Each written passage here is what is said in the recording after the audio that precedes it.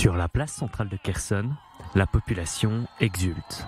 Depuis vendredi 11 novembre, les troupes ukrainiennes ont pris la ville de près de 300 000 habitants après le retrait de l'armée russe de la région. À travers le reste du pays, même son de cloche. Ici à Odessa, la population célèbre la victoire de ses troupes. Pour le président ukrainien Volodymyr Zelensky, c'est un moment déterminant dans la guerre.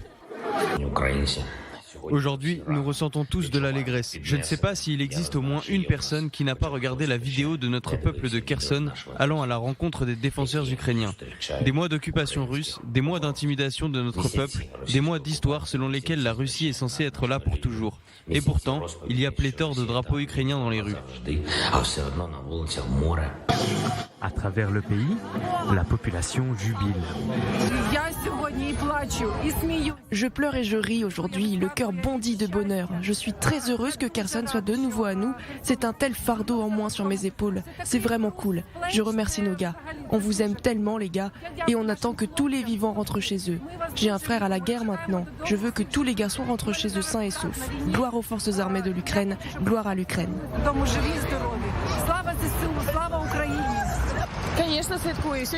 Bien sûr, je suis les nouvelles. Aujourd'hui, Bereslav a été libéré. C'est ma ville dans la région de Kherson. Je suis très heureuse et très contente. Nous sommes allés à Kherson. Bereslav a été libéré. Je vous aime tous. Malgré cette victoire, Kherson n'a pas encore retrouvé sa vie d'avant-guerre. Le maire de la ville a prévenu que les allées-venues dans Kherson seraient limitées, notamment à cause de nombreuses mines encore présentes dans la région. Les Ukrainiens craignent aussi que des soldats russes soient encore dans la ville, habillés en civil.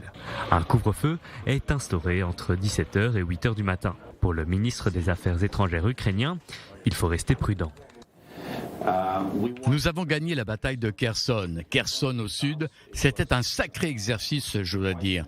Mais la guerre continue. Je comprends que tout le monde souhaite que cette guerre se termine le plus vite possible.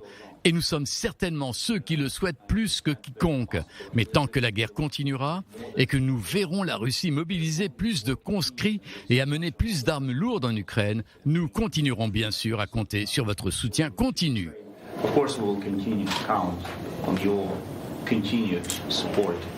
Au niveau international, de nombreux pays occidentaux ont félicité les forces ukrainiennes.